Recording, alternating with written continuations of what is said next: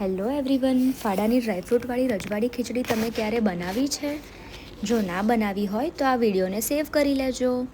ખીચડી તો તમે ઘણી બધી રીતની ખાધી હશે, પણ આ રીતની ખીચડી એક વખત બનાવી જુઓ, તમને જરૂરથી પસંદ આવશે. 10થી 15 મિનિટ માટે મેં ફાડાને પલાળી લીધા છે. પલાળતા પહેલાં 3થી 4 વખત આપણે ધોવાના રહેશે. તેલ અને ઘી ગરમ થઈ જાય ત્યારબાદ જીરું, સૂકા લાલ મરચાં, મીઠું, લીમડો, તજ, લવિંગ અને હિંગ ઉમેરવાની છે. ત્યારબાદ આપણે ઝીણા સમારેલા લીલા મરચાં અને ડુંગળી ઉમેરવાની છે. 2થી 3 મિનિટ માટે આ મિશ્રણને શેકાવા દેવાનું છે, તે પણ ધીમી આંચથી.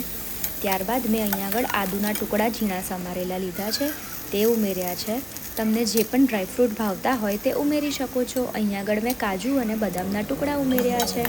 ત્યારબાદ ફરીથી બરાબર રીતે મિક્સ કરીને શેકાવા દેવાનું છે.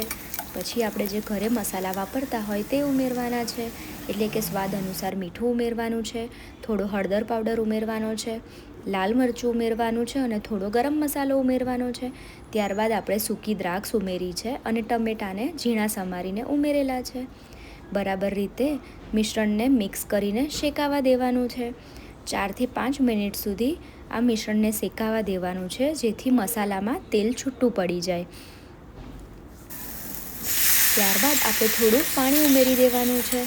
પાણી ઉમેરી દઈએ એટલે આપણે જે પલાળેલા ફાડા તૈયાર કરેલા છે તે ઉમેરવાના છે અને ઢાંકણ ઢાંકીને 2 સીટી વગાડવાની છે. તો તૈયાર છે હેલ્ધી ફાડાની ખીચડી.